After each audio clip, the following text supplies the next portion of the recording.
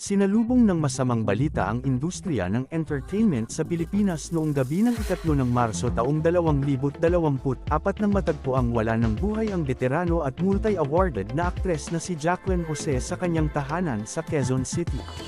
Ayon sa mga ulat, natagpuan siyang wala ng buhay ng isang tao na nagsuri sa kanya matapos hindi tumugon sa mga tawag at mensahe ng kanyang mga kamag-anak. Ilang sandali pa, kinumpirma ng PPL Entertainment ang pagkamatay ng veteranang aktres na 59 na taong gulang ng pumanaw.